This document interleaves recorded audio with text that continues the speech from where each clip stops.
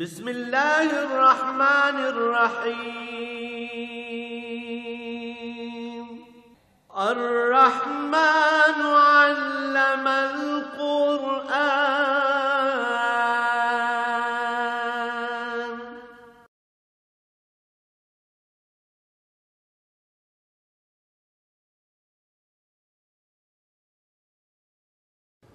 الحمد للہ رب العالمین والصلاة والسلام علی حبیبہ محمد وآلہ وصحبہ اجمعین۔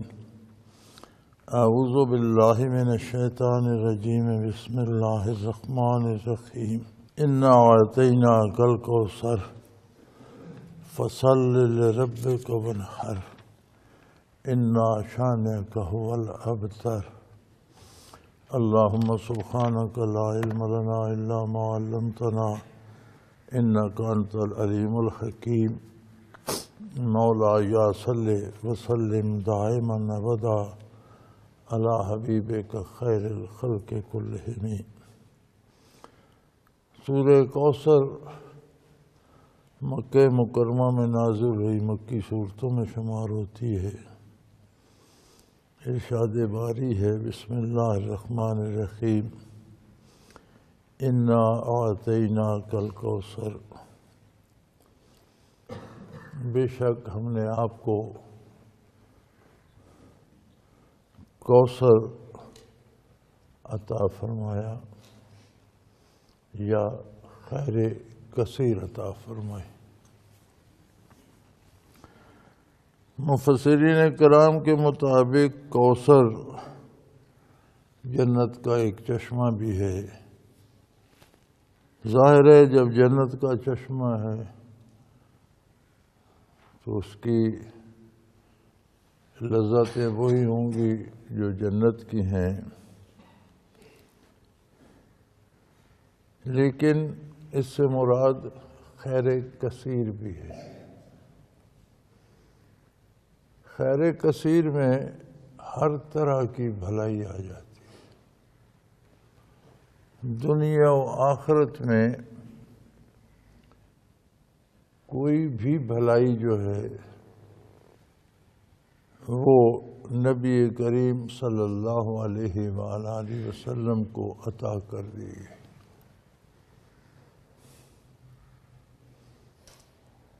قرآن حکیم کی دوسری آیات بھی اس کی تائید کرتی ہیں، جیسے ارشاد ہوتا ہے، الیوم اکملت لکم دینکم واتممت علیکم نعمتی۔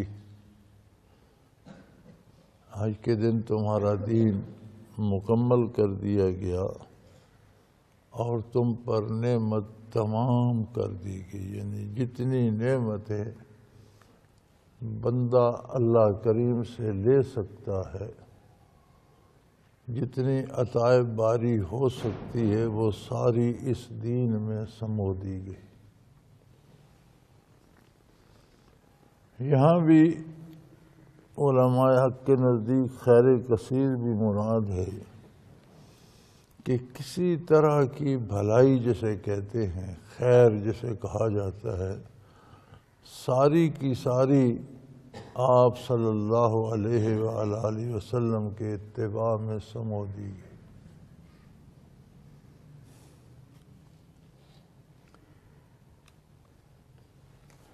آج کی دنیا مادے کی لپیٹ میں ہے، طرح طرح کی چیزیں ایجاد ہوئیں اور سب کی بنیاد مادی مال و دولت ٹھہری کہ یہ ساری سہولتیں، ساری آسانیاں، سارے آرام اس کے لیے ہیں جس کے پاس دولت ہو۔ ابھی نہ جانے کیا کیا ایجاد ہوں گے، اللہ کریم بہتر جانتے ہیں، لیکن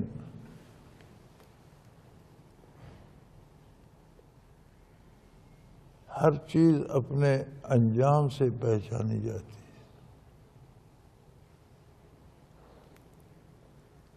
چیزیں اپنے انجام اور نتیجے سے پہچانی جاتی ہیں۔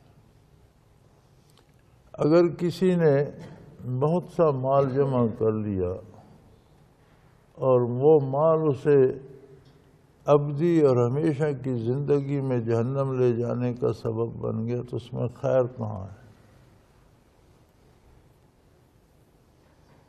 اگر کسی نے اقتدار حاصل کر لیا، حکومت حاصل کر لی، بادشاہت کر لی، لیکن وہ بادشاہت اسے آخرت کے عذاب میں مبتلا کرنے کا سبب بن گئی تو اس میں خیر کا تصور کہاں ہے؟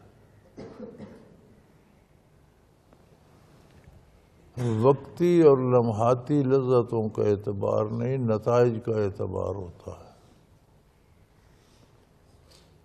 چنانچہ ارشاد باری ہے کہ ہر طرح کی خیر، ہر طرح کی بہتری، ہر طرح کی بھلائی، گویا ارشاد فرمایا جا رہا ہے کہ اگر تم اپنی بھلائی چاہتے ہو تو بھی حضور اکرم صلی اللہ علیہ وسلم کے اتباع کے بغیر کوئی چارہ نہیں، کہیں نہیں ملے گی۔ اگر تم اولاد کی بھلائی چاہتے ہو، اگر تم کنبے خاندان کی بھلائی چاہتے ہو، اگر تم قوم اور ملک کی بھلائی چاہتے ہو، اگر تم عالم انسانیت کی بھلائی چاہتے ہو، تو کوئی بھی بھلائی حضور کے اتباع کے باہر نہیں ہے۔ وہ اس دنیا کی بھلائی ہو یا ابدی دنیا کی آخرت کی بھلائی ہو۔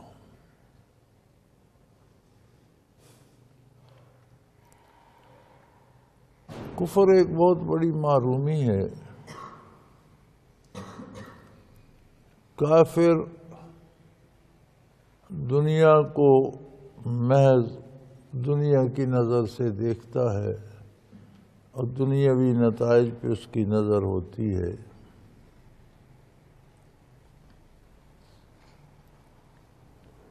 اس کے اثرات ہمارے ہاں بھی ہیں۔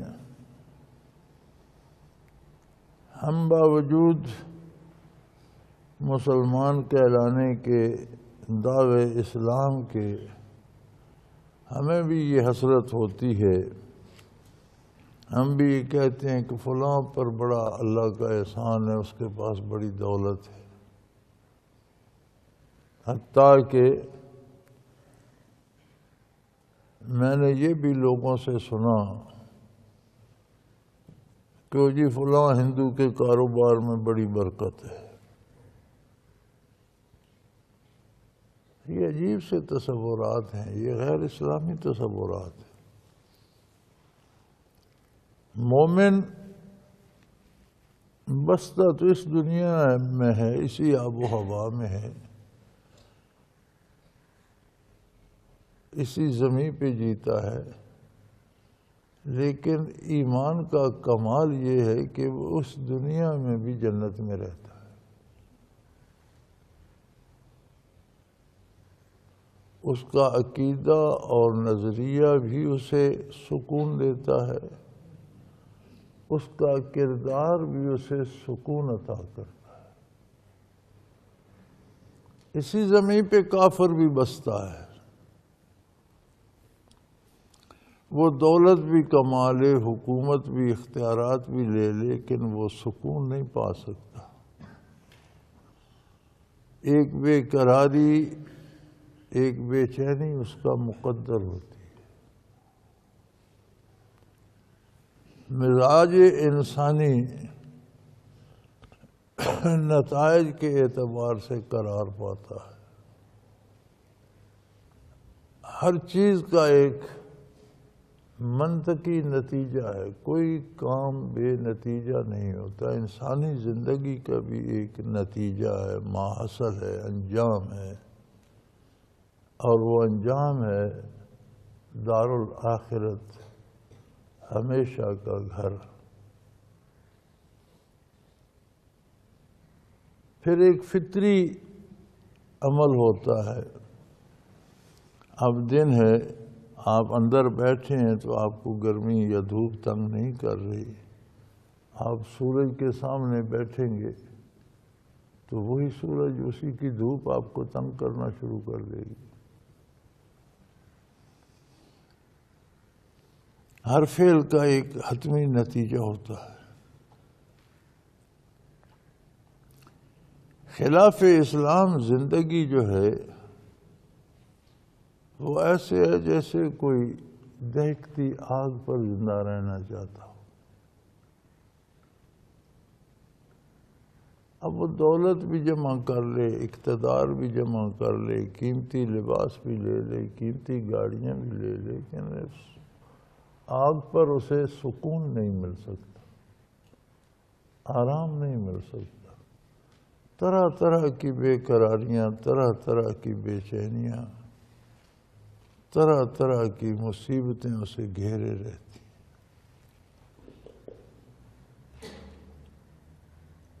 تو فرمایا سارا چین، سارا آرام، سارا سکون آپ صلی اللہ علیہ وآلہ وسلم کو عطا کر دیا۔ انا آتینا کل کوثر،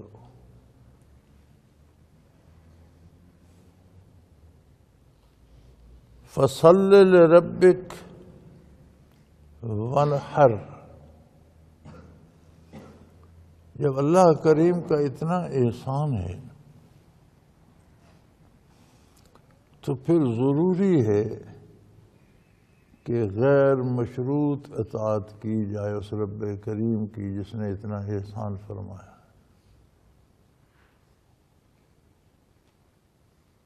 عبادت کیا ہے؟ غیر مشروط اطاعت۔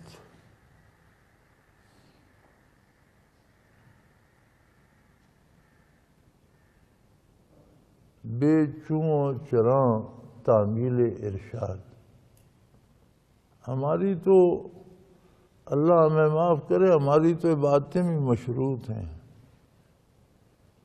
ہمیں تو بے شمار لوگوں کو شکوہ ہوتا ہے، جی میں نمازیں بھی پڑھتا ہوں، تلاوت بھی کرتا ہوں، روزے بھی رکھتا ہوں، لیکن فلانا کام میرا نہیں ہوا۔ گویا میں نے نماز پڑھی ہے تو اب اللہ کے ذمہ ہے کہ وہ میرے فلاں کام میری مرضی کے مطابق کر۔ تو یہ تو مشروط عبادت ہوئی نا کہ میں نماز پڑھوں گا، تم یہ کام اللہ کریم ایسا کر دو۔ یہ عبادت نہیں ہے، یہ سودے بازی ہے۔ سودے بازی برابر کی سطح پہ ہوتی ہے کہ میں آپ کا یہ کام کرتا ہوں، آپ میرا یہ کر دیں۔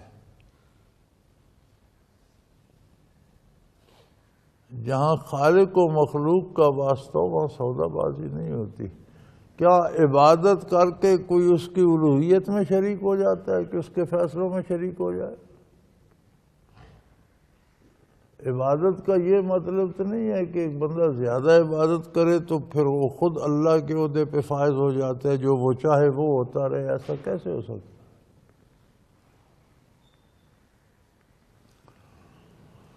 تو فرمایا جب اللہ کریم کا اتنا احسان ہے، فصل لربک، یہاں صفاتی نام رب استعمال فرمایا، جس نے اتنی بخشش کی، اتنی عطا کی کہ ہر طرح کی خیر کا دروازہ تم پر کھول دیا۔ نبی کریم صلی اللہ علیہ وآلہ وسلم کا اتباع ساری نوع انسانی کے لیے کھلا دروازہ ہے۔ کسی پر کوئی پابندی نہیں کہ وہ حضور پر ایمان نہیں لا سکتا یا آپ کی اطاعت نہیں کر سکتا۔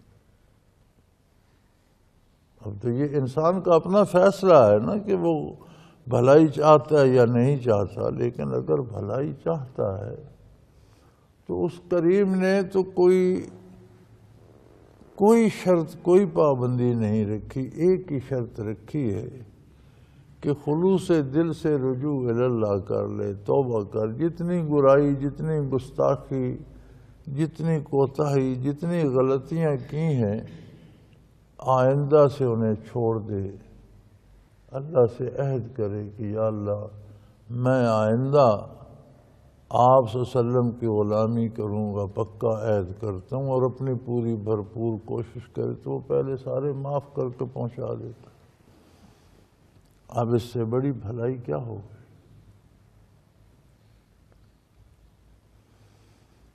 سو فرمایا جب رب کریم نے، اس عطا کرنے والے نے اتنی بڑی نعمت عطا کر دی جس کی مثال نہیں ملتی، تو پھر ضروری ہے کہ اس کی غیر مشروط اطاعت کی جائے۔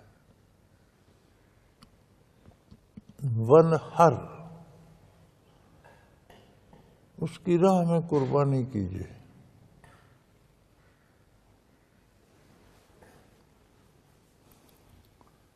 نہر کہتے ہیں اونٹ کو کھڑے کھڑے یہاں سے جگر میں ایک نیزہ مارتے ہیں جس سے وہ گر جاتے ہیں اور پھر ذبح کرتے ہیں، اسے نہر کہتے ہیں۔ تو عرب میں نزول قرآن ہوا اور عربوں کے نزدیک سب سے قیمتی اثاثہ جانوروں میں اونٹ ہوا کرتا تھا۔ تو مراد یہ ہے کہ خوبصورت اچھا مال اللہ کی راہ میں خرچ کرو۔ ہم جو عید قرباں پہ قربانی کرتے ہیں، کہا جاتا ہے یہ سنت ابراہیمی ہے علیہ السلام، تو سنت ابراہیمی اس اعتبار سے ہے کہ پہلے قربانی اسماعیل علیہ السلام کی ابراہیم علیہ السلام نے دی، یعنی قربانی دینے کی بنیاد پڑی، اس لیے اسے سنت ابراہیمی کہا جاتا ہے، ورنہ خود نبی کریم صلی اللہ علیہ وسلم کو اس آیہ مبارکہ میں قربانی کرنے کا حکم دیا گیا۔ اور حضور اکرم صلی اللہ علیہ وسلم نے ہمیشہ قربانی کی، بلکہ حجۃ الوداع پر آپ صلی اللہ علیہ وسلم نے 100 اونٹ قربان فرمائے۔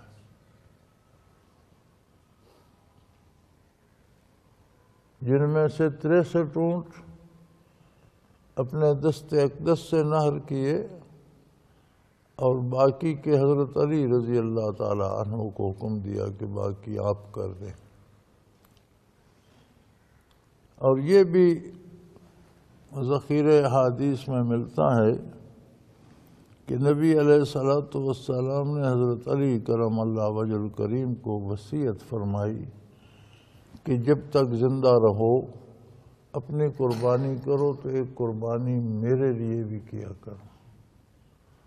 حضور اکرم صلی اللہ علیہ وسلم کو اتنی پسند تھی۔ تو عمومی مراد تو اس سے یہ ہے کہ اللہ کی عبادت میں دنیا کے فوائد جو ہیں وہ رکاوٹ نہ بنے، بلکہ دنیا کا عزیز ترین مال بھی اللہ کی راہ میں خرچ کیا جائے۔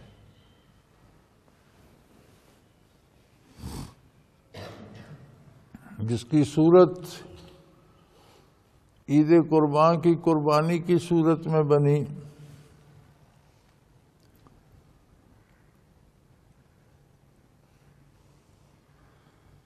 فارسی کا ایک جملہ ہے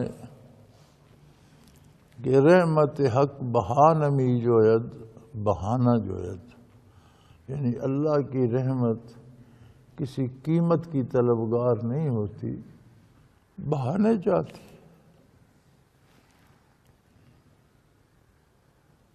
اندازہ کیجئے کہ ابراہیم علیہ السلام کی عمر غالباً جس طرح مجھے یاد ہے 100 برس کے قریب تھی، 90 برس تھی یا 100 تھی یا کچھ اوپر تھی۔ مائی صاحبہ کی عمر بھی 80 سے زائد تھی۔ اس عمر میں اللہ کریم نے انہیں اسماعیل علیہ السلام جیسا فرزند عطا فرمایا۔ جو خود نبی اور رسول تھے اور جن کی پیشانی میں نور محمدی علیہ صاحب الصلاۃ والسلام بھی جلوہ گر تھا.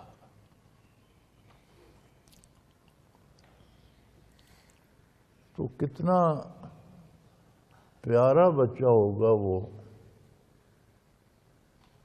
کتنا حسین ہوگا. بچے تو سب کو پیارے ہوتے، لیکن بعض واقعی ایسے پیارے ہوتے ہیں کہ اپنے تو اپنے بیگانوں کو بھی پیارے لگتے. قرآن کریم اس واقعہ کو بیان کرتے ہوئے نشاندہی کرتا ہے فلما بلغ معہ السعی، جب وہ اس عمر کو پہنچے کہ باپ کے ساتھ دوڑنے لگ گئے. چھوٹا بچہ 3-4 سال کا بندہ جب چلتا ہے تو وہ ساتھ چل کے پورا نہیں ہوتا، دوڑ کے پورا کر لیتا ہے. تو آپ نے خواب میں دیکھا کہ میں انہیں اللہ کی راہ میں ذبح کر رہا ہوں.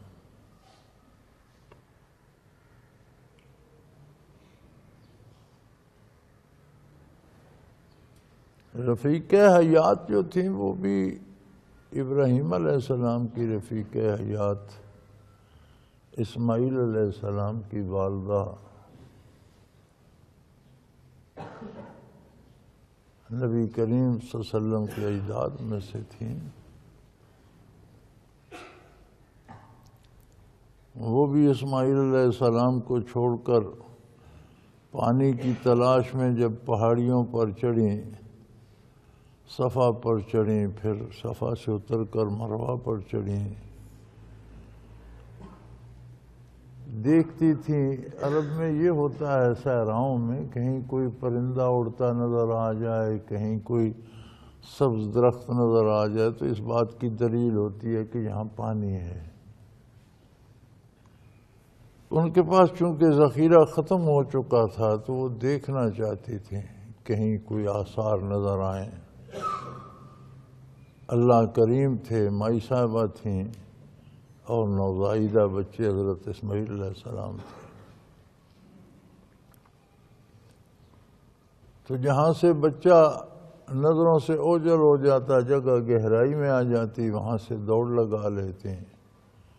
اگلی پہاڑی پر چڑھتی، جہاں سے بچہ نظر آنا شروع ہوتا وہاں سے چلنا شروع کر دیتی. آپ نے 7 چکر لگائے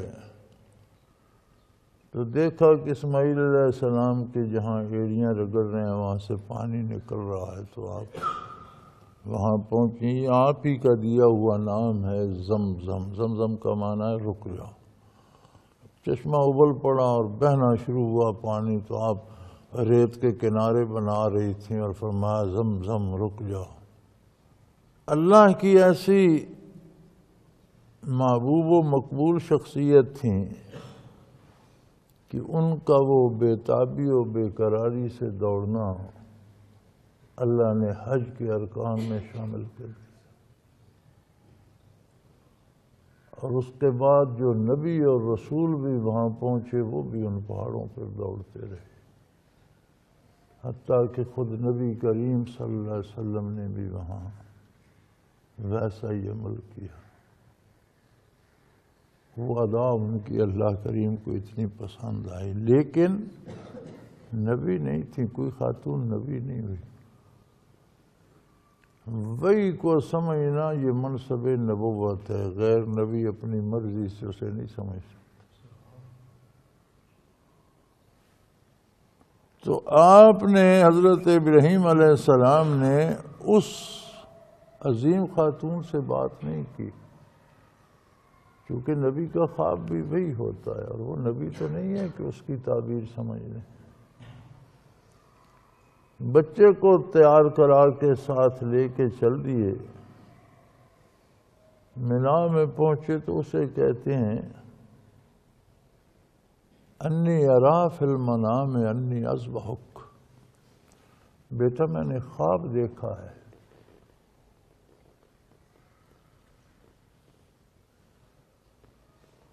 اور وہ یہ ہے کہ میں تمہیں ذبح کر رہا ہوں اللہ کی راہ میں.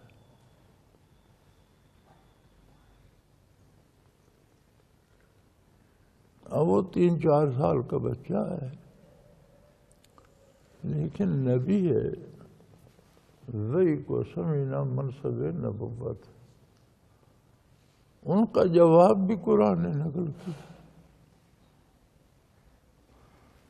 انہوں نے خواب کی تعبیر نہیں بتائی، انہوں نے عرض کیا یا ابت افعل ما تؤمر.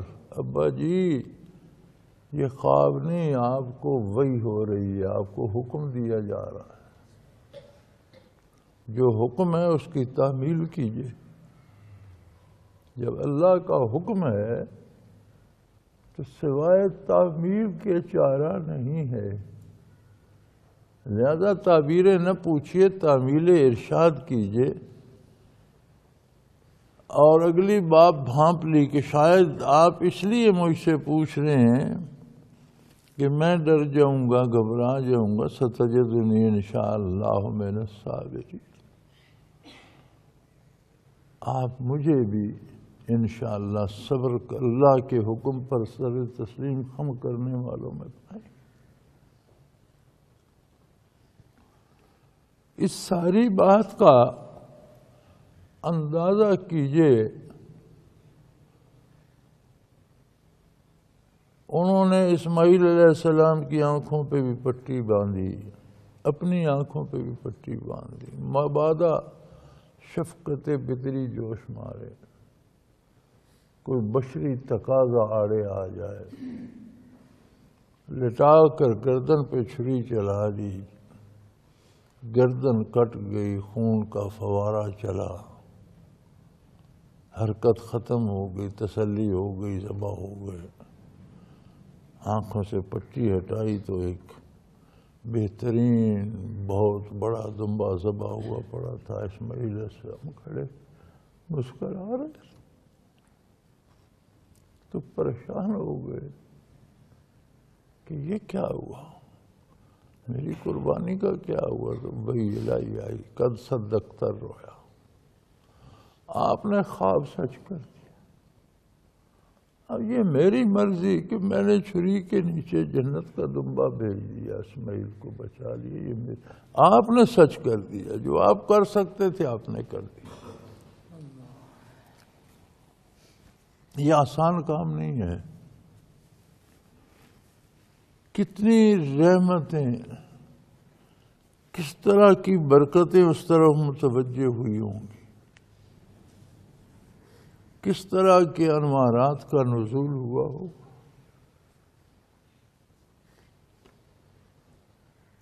اب اللہ کریم نے اس امت پر یہ آسانی فرمائی کہ کوئی ایک جانور لے کر ذبح کر دو. تمہاری نیت، تمہارے ارادے، تمہارے خلوص کے مطابق ان برکات میں سے تمہیں بھی حصہ مل جائے.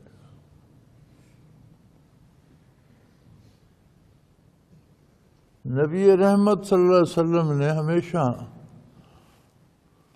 اچھا جانور ذبح فرمایا، خوبصورت جانور ذبح فرمایا. حجۃ الوداع پہ 100 اونٹ قربان کیے. ہمارا تو عالم یہ ہے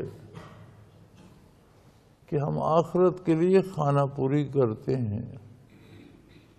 کوئی ٹوٹل کا ایک جانور وہ خانہ پوری کر دی، یا پھر دنیاوی نمائش کے لیے 10-10 لاکھ کے دمبے بکرے، 5-5 لاکھ کے بیل، 10-10 لاکھ کے بیل اونٹ خریدے لوگوں پر روب دکھاوا ڈالنے کے لیے. یہ دونوں چیزیں جائز نہیں ہیں. قربانی سے مراد یہ ہے کہ دنیا کی محبت اطاعت الہی سے روکنے کا سبب نہ بنے.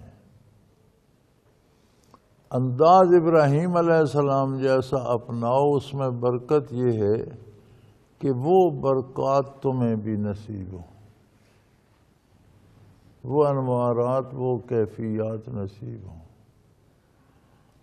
سو قربانی نری سنت ابراہیمی نہیں، وہ اتباع رسالت پناہی میں کرتے. لوگوں کو دین پہ اعتراض کرنے کا شوق ہوتا ہے۔ ہمارے شاعروں میں جو اللہ کی عظمت پر دین پر طنز کرے اسے بڑا شاعر کہا جاتا ہے۔ ادیبوں میں جو ایسے گستاخانہ جملے لکھے وہ بڑا دانشور، بڑا ادیب ہے۔ جو ارکان دین کا مذاق اڑائے وہ بڑا جدید، مہذب اور تہذیب یافتہ ہے۔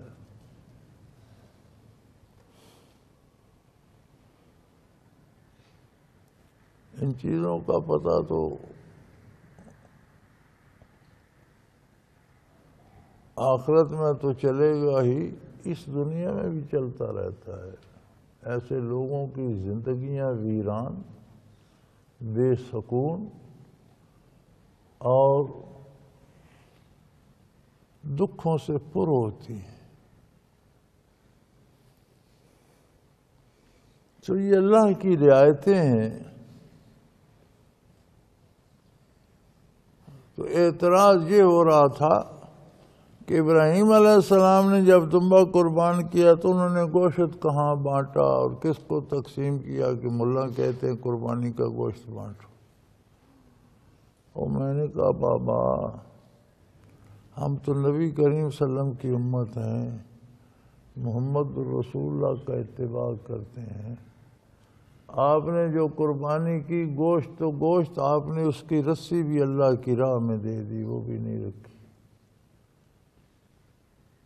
یہاں آ کر بات کرو، ہم حضور کی شریعت کے پابند ہیں۔ سنت ابراہیمی سے تو یہ مراد ہے کہ اس فعل کی ابتدا وہاں سے ہوئی اور وہ قربانی کا انتہائی کمال تھا۔ تو تم نقل کرو تو تمہیں ان برکات میں سے، اسی لیے علماء کہتے ہیں کہ قربانی کا جانور اچھی بات ہے خود ذبح کرے۔ خود ذبح نہیں کر سکتا، کم از کم ذبح کے وقت پاس کھڑا ہو کہ جو انوارات اس وقت نازل ہوتے ہیں وہ نصیب ہوں۔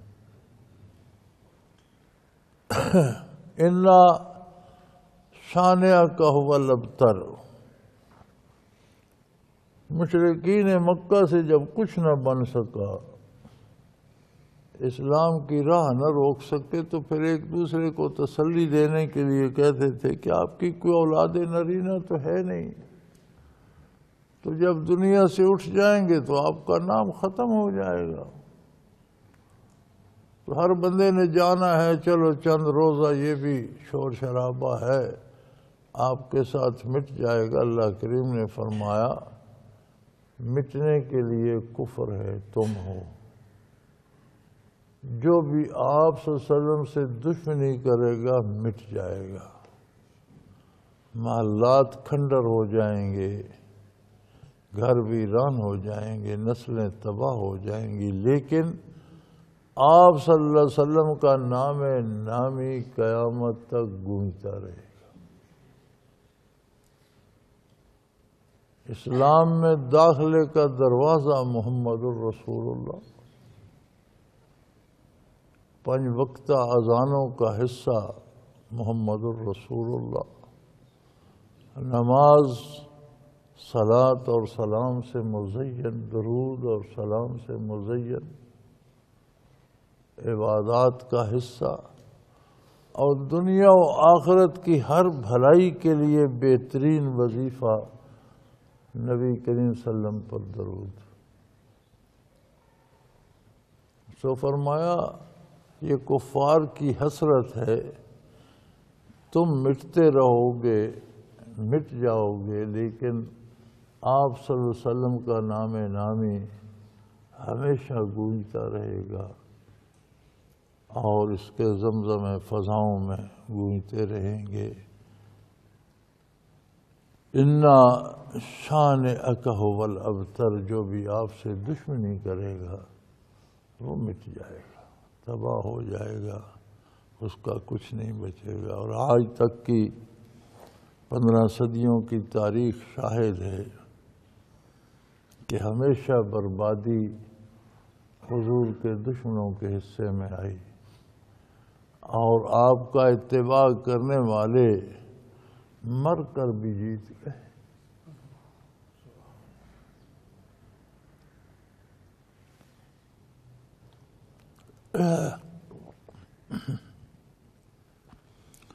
آپ کے علماء نے مر کر موت کو بھی شکست دے دی، وہ مر کر بھی زندہ ہو گئے۔ سو میرے بھائی، اس مختصر سی صورت میں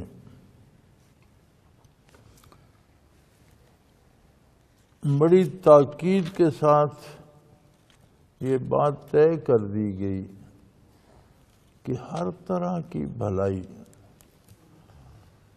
وہ دنیا کی ہو یا آخرت کی، وہ ذاتی ہو، خاندانی ہو، قومی ہو، ملکی ہو، بین الاقوامی ہو،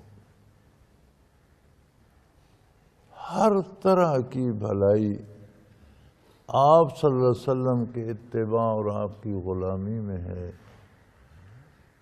جو جملہ، جو قدم، جو کام حضور کی اطاعت کے باہر اٹھتا ہے، وہ سراسر نقصان ہے۔ اللہ ہمیں توفیق دے کہ ہم حق کی غلامی ادا کریں، اور اللہ توفیق دے کہ اپنا جائزہ لے سکیں کہ ہم کتنی اطاعت کر رہے ہیں اور کتنا وقت ضائع کر رہے ہیں۔ وآخر دعوانا ان الحمدللہ رب العالمین۔ اللہ اللہ اللہ اللہ اللہ اللہ اللہ اللہ۔ حضرت امیر محمد اکرم آوان مد ذلہ العالی دارالعرفان منارہ ضلع چکوال میں سالہ سال سے قرآن و حدیث کے اوپر خطابات کر رہے ہیں اور سلسلہ نقشبندیہ اویسیہ کے مطابق لوگوں کو ذکر الہی کی تربیت دے رہے ہیں۔ وہ قرآن پاک کی تفسیر ترتیب وار بیان کر رہے ہیں۔ تفسیر قرآن کو وہ موجودہ ملکی اور بین الاقوامی حالات کے مطابق بیان کرتے ہیں۔